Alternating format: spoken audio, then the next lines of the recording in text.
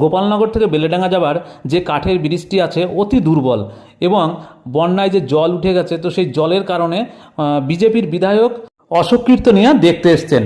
তো ব্রিজ সম্পর্কেও কিছু বলছে যে নতুন ব্রিজ তৈরি করতে হবে বা পাকা ব্রিজ তৈরি করতে হবে, সে কার্যকরী হোক আর না হোক সে বলছে, আমরা শুনছি বা শুনে আমরা অভ্যস্ত।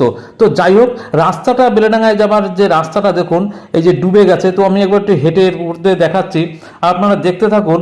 তো যাই হোক, এই যে সব লেয়ার এক হয়ে গেছে, মাঠ জমি ভেরি সব এক হয়ে গেছে, তবু একবার এমএলএর বক্তৃতাটা শুনে নিন। ভূখণ্ডের সঙ্গে যোগাযোগের একমাত্র রাস্তা যে ব্রিজটা, সেই ব্রিজটা যত দ্রুত সম্ভব পাকা ব্রিজ হোক, নতুবা এই 8 থেকে 10টা গ্রামের যে বাসিন্দারা আছে, কম করে 20-25 লোক আছে, এই 25 লোক ভূখণ্ডের সাথে এদের যোগাযোগটা বিচ্ছিন্ন হয়ে যাবে, যে কোনো মুহূর্তে ভেঙে পড়বে এই ব্রিজটা, যে কোনো মুহূর্তে ব্রিজের যে অবস্থাতে যে কোনো মুহূর্তে ব্রিজটা ভেঙে পড়বে।